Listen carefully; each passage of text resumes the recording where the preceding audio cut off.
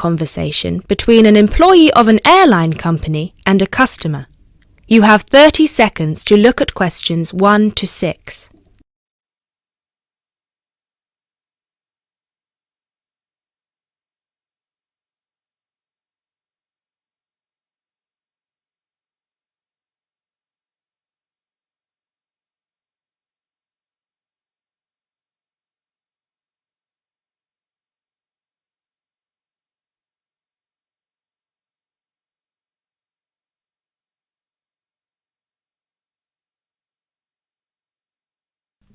GB Airlines, this is Kyle speaking. How can I help? Hi, my name is Matt Walsh. I'm calling on behalf of Mr. John Sparrow to claim expenses for a delay in his flight last week. Good morning, Mr. Walsh. Thank you for calling. Could you please tell me the flight number and the date of departure? The date of departure was the 24th of January, 2016. I'm afraid I don't have the flight number in front of me at the moment. Okay, that's all right. One moment. Could you tell me where was Mr. Sparrow departing from? He was departing from Athens. Is that Athens, Greece or Athens, Georgia?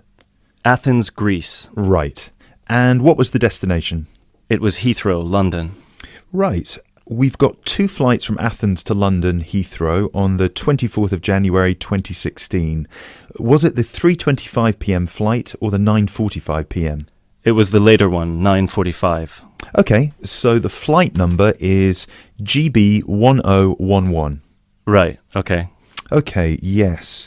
I can see that Mr. Sparrow's flight was cancelled and he was booked on the next flight on the 25th of January at 3:25 p.m. Is that correct? Yes, that is correct. According to our system, one of my colleagues spoke with Mr. Sparrow on the phone on the 24th to inform him of the cancellation and offered to book a hotel for him for the night, but Mr. Sparrow preferred to book one himself. Yes, because he didn't want to stay near the airport, as the next flight was in the afternoon. Yes, of course. Could you tell me which hotel he stayed at? Yes, he stayed at the Hypnos Hotel. Oh, could you spell that for me? Of course. That's Hypnos. Right. Thank you for that. And could you please tell me how much the total cost was for the night? Sure. It was 73 euros. Right. Do you have a copy of the receipt for that?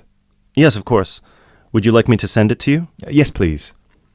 Can I email a picture of it to you? Absolutely. The email address is refunds@gbairlines.co.uk.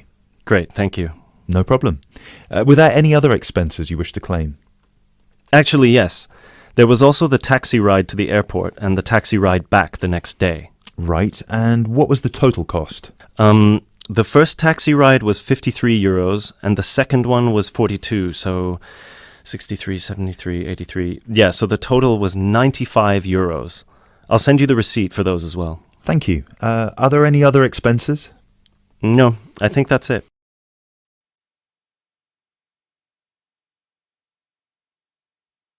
You now have 30 seconds to look at questions 7 to 10.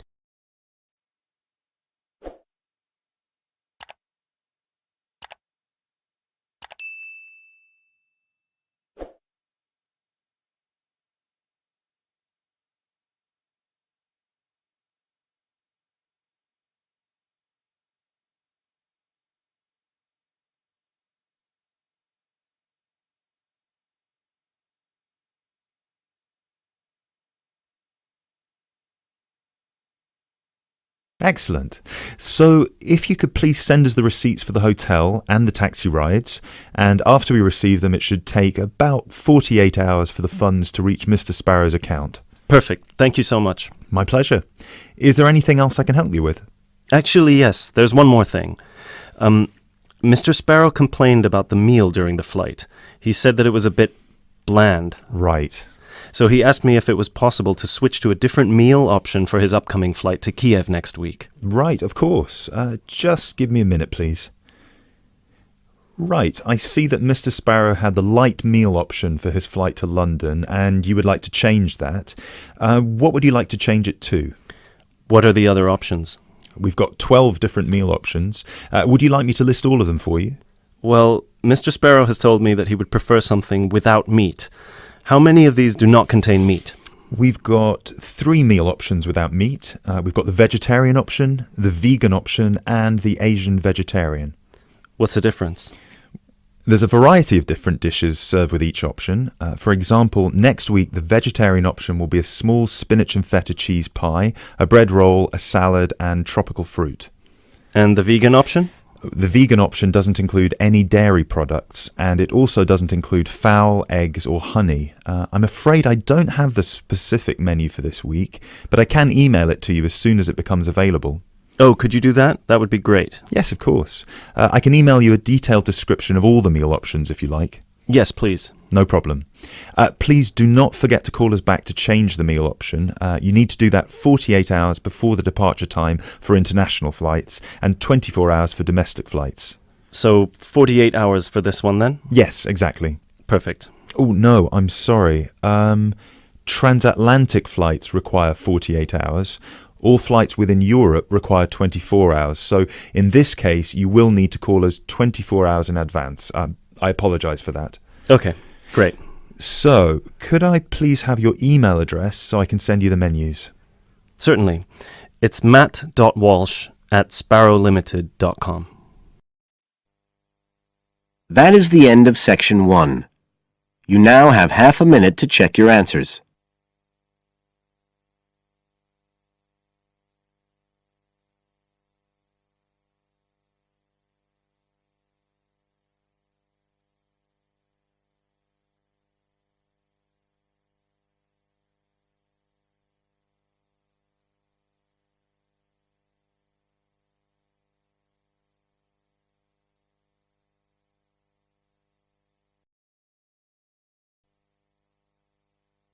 Now turn to section 2. Section 2. You will hear a conversation between a radio presenter and an author. You have 30 seconds to look at questions 11 to 14.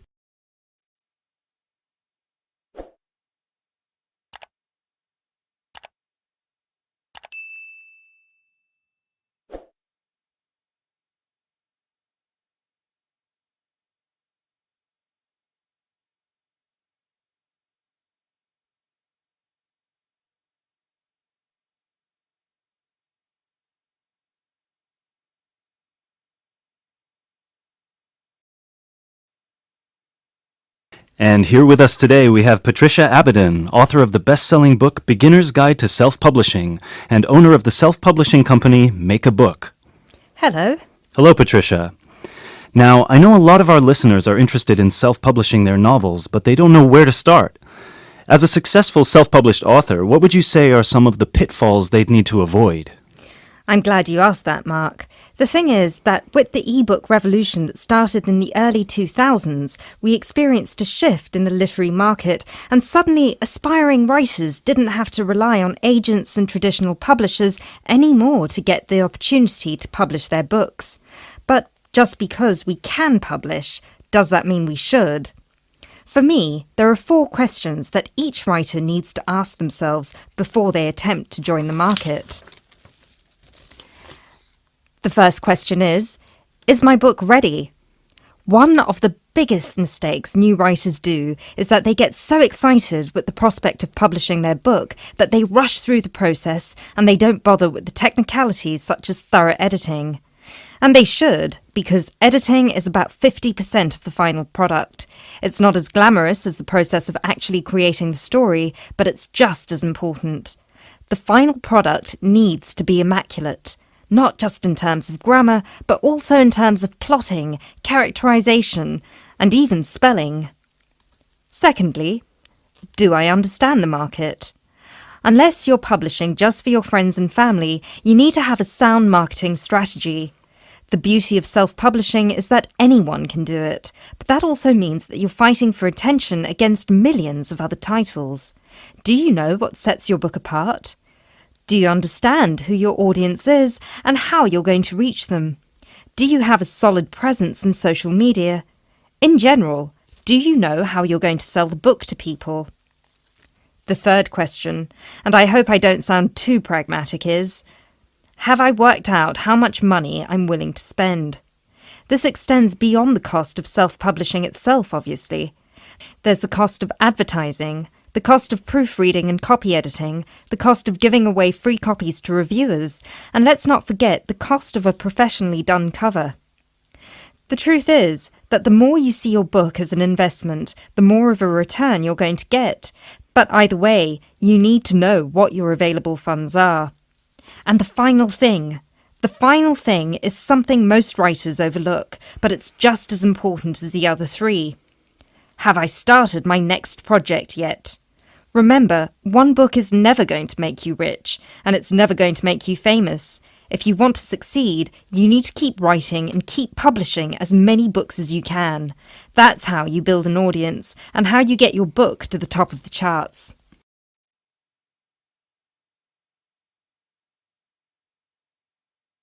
You now have 30 seconds to look at questions 15 to 17.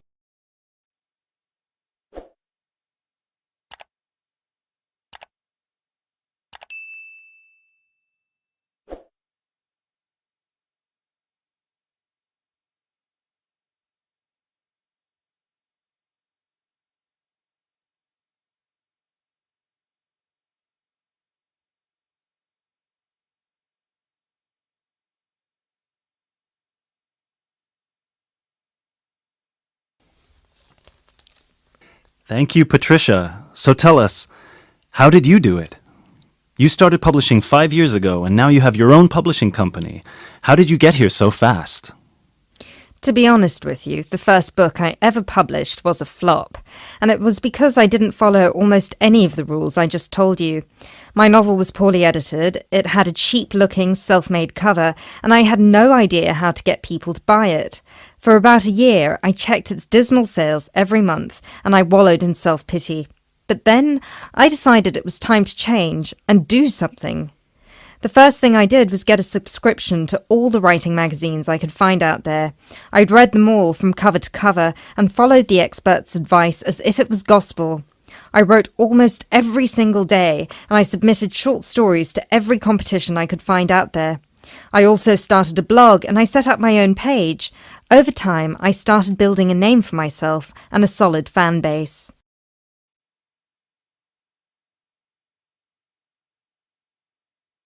You now have 30 seconds to look at questions 18 to 20.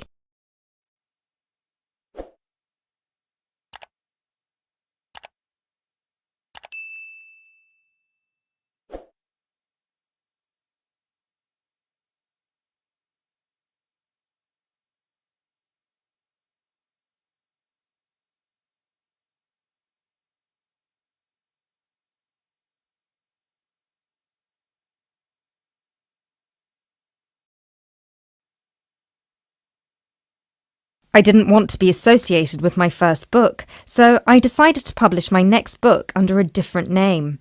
This time I sought professional help with editing, and I spent months working on it until it was ready.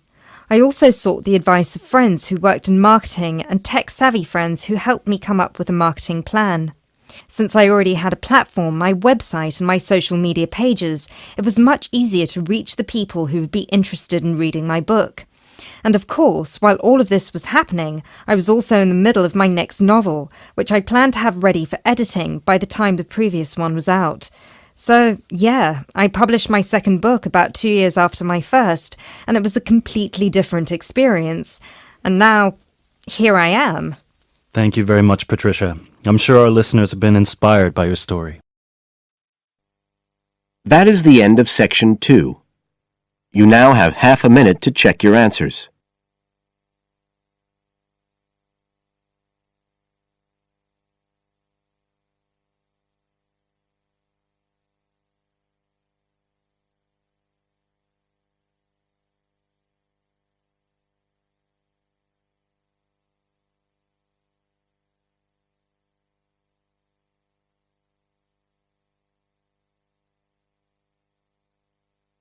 Now turn to Section 3.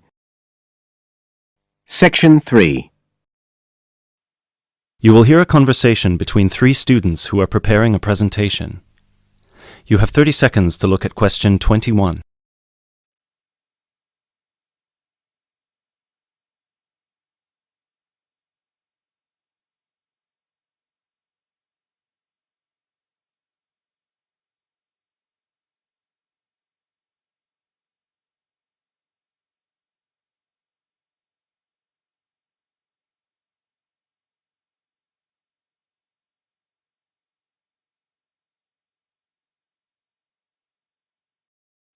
Hey guys! Oh, hey Gail, you made it. Yeah, sorry. I was stuck at the library paying late fees. Have you guys started going through the data yet? Yeah, we've already collated it and we've started designing the graphs we're going to use in the presentation. Oh, really? That's fast. Well, anyway, here's what we've got so far. Okay, so...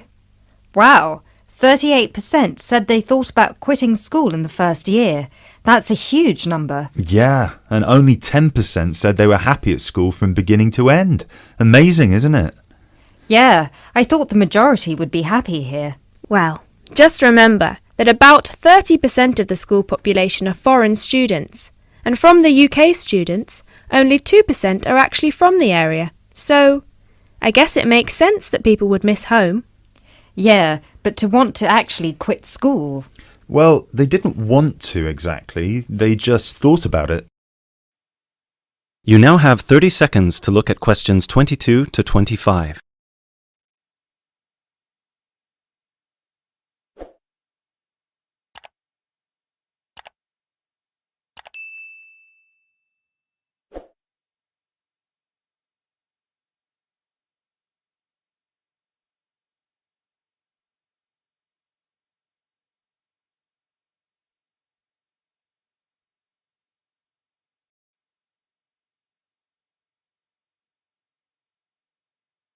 Okay, so how should we organise the presentation? What did you guys decide? Well, Kevin and I were saying that we should start by explaining what the topic of our research was, and how we decided to collect the data. So, I'll start by saying that our topic was how first-year students felt a month after beginning school, and how their attitudes progressed and changed by the end of the academic year. So then we were thinking that I should explain that the population we want to study was obviously first-year students, but because we need their complete experience from the beginning to the end of their first year, we'd have to actually poll students in their second and third year. And then we said that you should explain how we access the population. So I'll say that we got the permission from the school to go to different classes from different departments and hand out the surveys in paper form, right? Right. And that it took us about 3 weeks to complete this part of our research. So then we need to describe the 3 different areas of focus of our survey. So Lindsay can do that. Say that the survey had 3 sections. The first one asking just some general questions about the age, gender, nationality and field of study of each student. Then the second one focused on how they felt in their first 6 months at school. And the third, how they felt in the summer after their first year was complete. That sounds good. You now have 30 seconds to look at questions 26 to 30.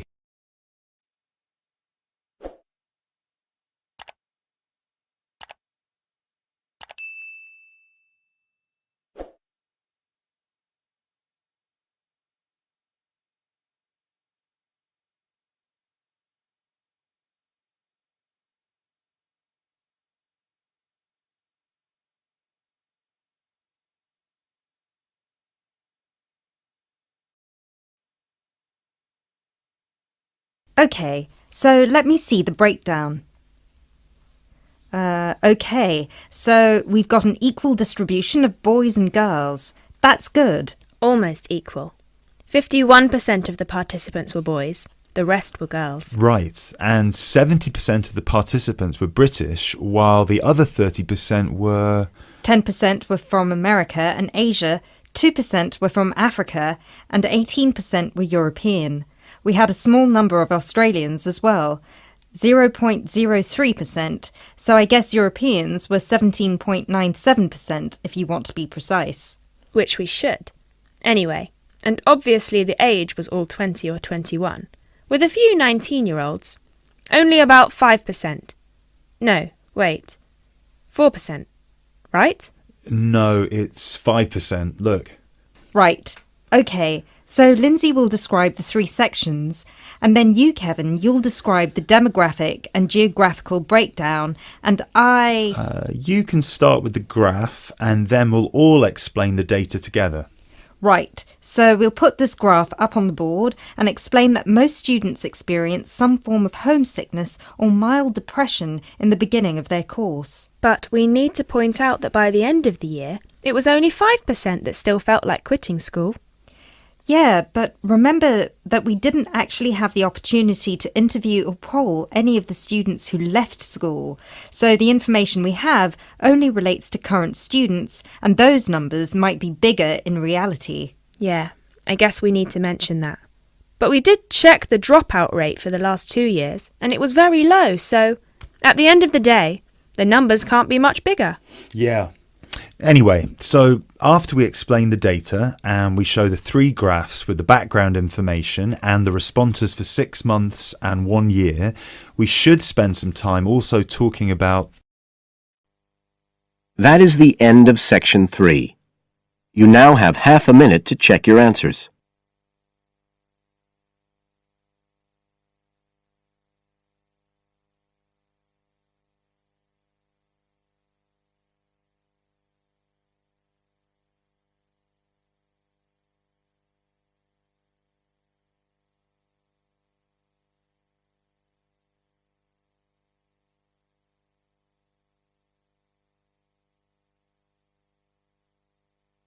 Now turn to section 4. Section 4.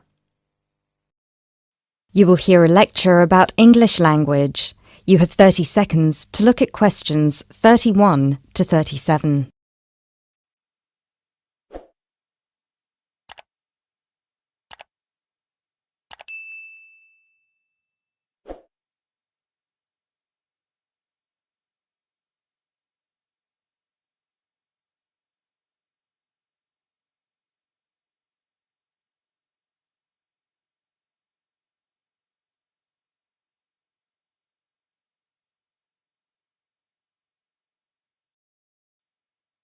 Those of you who were here last week will remember that we talked about the journey of the English language from its early Indo-European origins through to Old English, Middle English, and then to early and late modern English before it reached the form that it has today.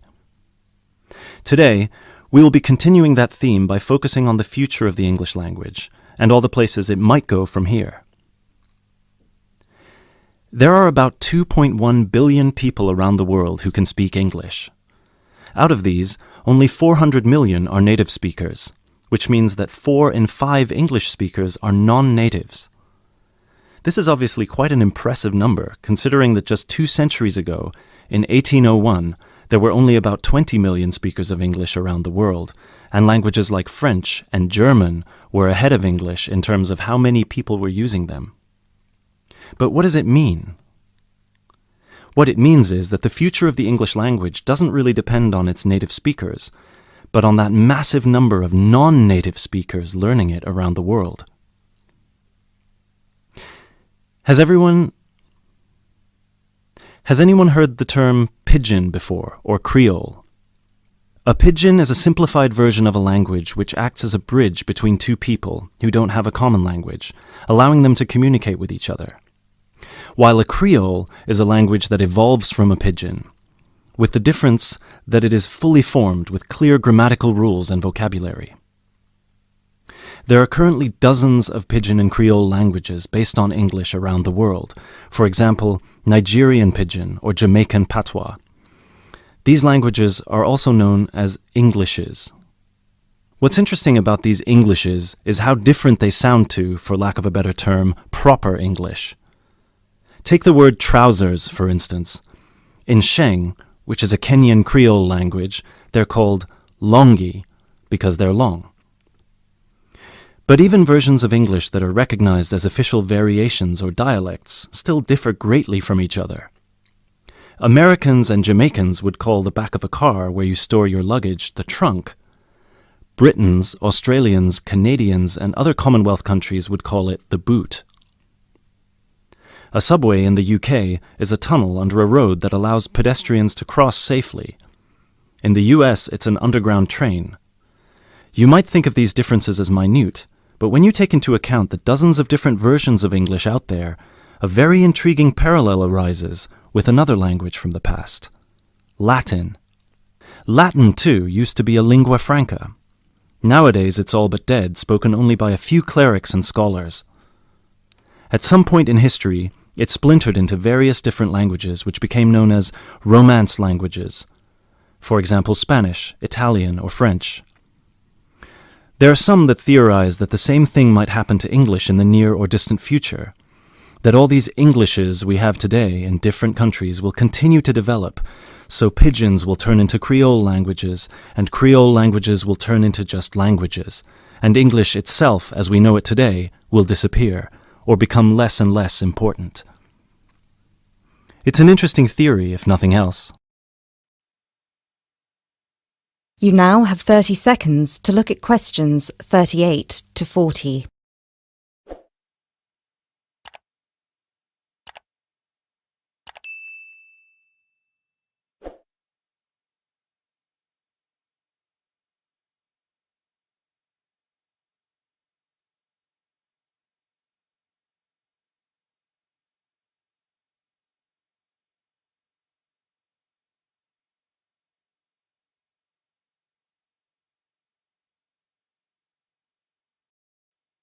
It makes sense that as English grows in popularity, countries, especially those with a strong sense of identity and tradition, will develop their own versions of the language, marked by the idiosyncrasies of their culture. Just think of the contribution of dialects such as Jamaican or South African English. In the past 50 years alone, they've added about 25,000 words to the English language. Most of these related to a local context that wouldn't have existed in English before the spread of colonialism. In terms of numbers, just those are enough for a brand new language. There are some flaws to this theory too, however. While it's true that Latin and English have a lot of similarities in terms of how they developed, or have developed throughout history, there is one big difference. We currently live in an era of globalization. Today, you can be in India and stream an American film or TV series in seconds. You can be in Nigeria and listen to British music. You can be in Brazil and read a novel from an Australian author. Just a few centuries ago, this was unthinkable. So what's the other way that English could go? According to some experts, there's the possibility that it could maintain its status as the world's global language, but with a few differences. Already today, most conversations in English occur between non-native speakers. While many of these might be fluent, the majority probably only have an intermediate understanding of the language, devoid of the nuances, colloquialisms, and complex collocations that native speakers employ in their interactions. This means that over time, English could turn into some sort of world speak, the official lingua franca for the entire world, but in a simplified form. Some scholars have even started trying to develop that version of English by selecting the most useful words in the English vocabulary for non-native speakers to learn. Robert McCrum has compiled a comprehensive list of 1,500 words, for example, a version of English that he calls Globish. And what about traditional native speaker English? It might continue to exist, but lose its popularity, as the previous theory suggests. There are many more theories about the future of the English language, of course. I've only focused on the two main ones because they clearly demonstrate our uncertainty when it comes to how this beautiful language will develop. English is in a unique, unprecedented position. No other language has achieved the same levels of popularity in human history, especially in terms of non-native speakers. So, as this is clearly uncharted territory, only time will be able to tell us what will happen. That is the end of Section 4. You now have half a minute to check your answers.